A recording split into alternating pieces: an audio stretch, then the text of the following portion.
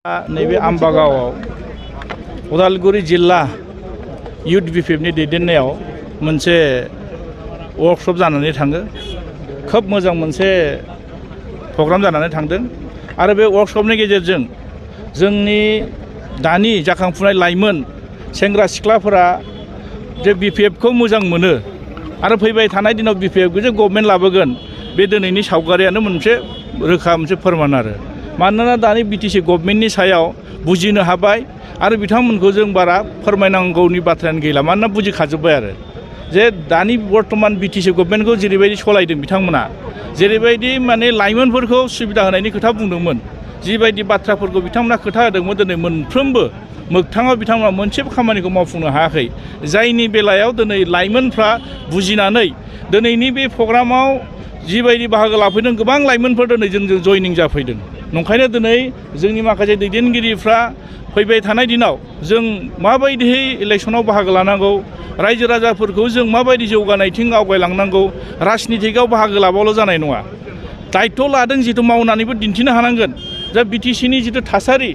जि हालोद जि अबस्था जानानै दंमोन बेखौ दिनै बिपिएफनि दैदेननायाव 17 बोसोरनि गेजेराव जिबायदि मोनसे उन्नयन मानसिफ्रा नुनो मोन्दोंमोन डेभेलप मोनसे नुनो मोन्दोंमोन नाथाय दिनै इउपिपिएल गभर्नमेन्ट सालायनायाव 3 बोसोरनि गेजेराव जों बांसिन माने फावस खालामनानै थांनायखौसो नुदों आरो जायनि बेलायाव बिथांमोना जिबायदि बाथ्रा बुंदों मोनसेबो बियो मोगथाङाव बिथांमोना मावफुंनो हायाखै। आচ্ছা फैगौ 5 तारिखनि थाखाय माबायदि प्रिपारेसन जिहेतु उदालगुरियाव ग्रेन्ड जयनिं हाबाफारि जानो थागासिनो नोंथांमोननि दा बेहायथ' बिराद मोजां मोनसे प्रग्राम जागोन जोंनाव अलरेडि लिस्ट फैदों माने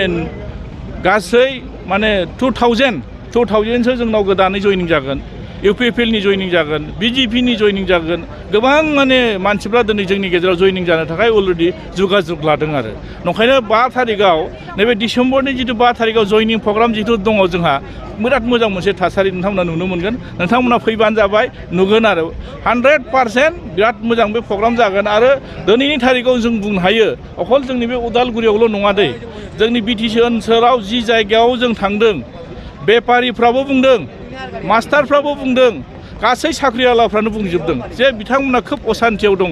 दा नंखायनो दिनै बिटिआर सक्ति जानायनि गेजेरजों मानसिफोरनो जि सिमां नुहोदोंमोन बिटिआर जानायनि गेजेराव गोबां मोनसे माने मोजां थासारि नुनो मोनगोन होननानै मानसिफ्रा आसा खालायनानै जेरैबायदि बारसोमनानै भट होदोंमोन नाथाय भट होनानै जिबायदि सरकार खुंनायनि बिथांमोनखौ बे माने खाबु होबाय नाथाय बे खाबुखौ बिथांमोना लानानै गावसिनि सुबिदाखौल' लाबाय खिन्थु रायजो राजाफोरनि जेबो बिथांमोना मोजां खामानि मावनो हायासै दा नंखायनो रायजो राजाफ्रा बुजिनो हादों 17 बोसोरनि गेजेराव बिटिसिआव थानाय गोबां हारि माहारिफ्रा मा मोनखो आरो बर्तमान बिटिसिनि गेजेरजों मोनखानाय जितु गोहो बिटिआरनि गेजेरजों मा खोमाना लाखो बेखौ जों बारा बुंफोरलायनांगौनि बाथ्रा गैला प्रेक्टिकेल ग्राउन्ड लेभेलाव जि खामानि मावबाय थादों बिथांमोना बे सौदावलायबाय थानानै बुजिनो हादों आरो बिपिएफ दोलोनि सार गासैबो लिडारफ्रा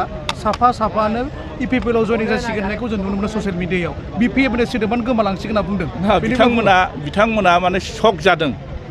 बिथांमोननि बडि लेंगुवेज बिथांमोननि बुंनायावनो जों हमदांनो हायो सासे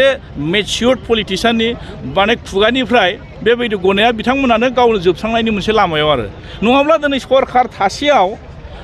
दिनै बिथांमोननि रुलिंआव थानाय जायफोर टिएलसिसि चेयारमेन जायफोर दिनै बिसिडिसि चेयारमेन जायफोर मेम्बार गभर्नमेन्टआव सुबिदा मोनखांनायनि उनावबो मानो जोंजों लोब फैदों दिनै बिजेपिआबो फैदों इउपिपिएलआव फैदों नोंथांमोना सरासनस्रा भाबै नायबा नुयो सरकारनि साइडआवसो बांसिन मानसिफ्रा दिनै थाङो खिन्थु जों बिपिएफआ दिनै सरकार गैया मानो फैदों बेनोथ' मोनसे फोरमान ना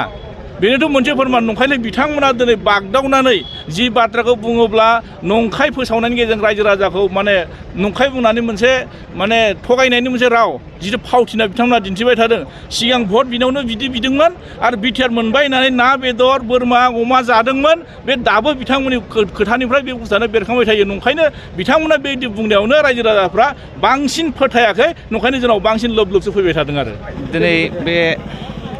बिपिएफआव हाबफैनायनि मेन जाहोनानो जाबाय जेन'बा इउपिपिएलआ गोबां खामानि मावगोन होननानै गोबां थांखि लादोंमोन खिन्थु दिनैसिम मोनसेबो खामानि मावफुंनाय नुवाखै आरो माखासे गामि बिथोराव माखासे बहुद लामा सामा गोदोसोनानै थानाय दंमोन दाख्लैबावैबो जानानै थांबाय जोंनि 2 नम्बर माजुलियावनो मोनसे लामा बायनानै थांदोंमोन बे लामाया फुजानि सिगां लामाखौ खोनायनि थाखाय गबिन्द सारजों रायलायहैदोंमोन रायलायहैनायाव सारा नायहैदोंमोन होनबाबो लामाखौ बानायासै खिन्थु गामिनि रायजोफ्रा दुखु मोननानै थाबाय आरो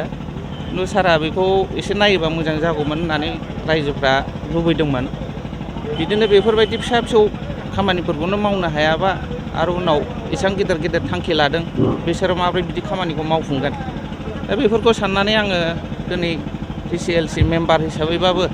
UPPLनि TCLC मेम्बारमोन आङो बेखौ गारनानै आं BPPआव जगदान होबाय आं UPPLआव दंमोन मा पदआव दंमोन UPPLनि UPPLनि आं माबामोन प्रेसिडेन्टमोन नोंथाङा बेखौ नागारनानै मानो फैनाय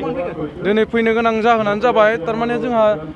गोबां समाजाव खामानिखौ मोनसेबो मावनाय नुवाखै बा जोंबो मावनो हायाखै बा जोंनि बेबायदिनो स्कुलावहाय बेबायदिनो इटा मात्र 2000ल' इटा बिहैनाय बेखौबो हराखै नाथाय दायो जुदि बेबायदि बिथांमोना जुदि समाजनि खामानि मावनो हायाब्ला जोङो बोरै UPPLआव थाबाय थानो प्राइमारिया मा नाम प्राइमारिया जोंनिया एलाबारि नोंथांमोना खैजन फैदों बेयावहाय जइन जानो जों सानै फैदों नाथाय जों नुनो मोनबाय थादों ससियेल मिडियाआव गोबां UPPLआ खामानि मावनानै हायो मोजां मावबाय थादों होनना बुंदों नोंथाङा मा नागारफैखो जोंथ' जोंनियाव जुदि मोजां खामानि मावनाय मोनबा बिसोरो जोंनियाव बेबायदि स्कुलनि थाखाय इटाखौनो हरासै जे बे बोरै जानो हागौ आंनि थाखायबा मावाखै खारन मानो होनब्ला बिथांमोना जुदि मावनायमोनब्ला जोंनि बे फरायसालिखौ 2000ल' इटा बिनायखौथ' बिथांमोना हरगौमोन ना जुदि फरायसालियावनो जुदि बिथांमोना जुदि बेबायदि इटाखौनो हरनो हायाखैब्ला बिदिबा गावसोरनियावल' बा गावसोरनि उदैखौल' सुफुंबा जागोन नामा बेथ' जाया फरायसालिया मा नाम फरायसालिया सेसापानि दैमुजुलि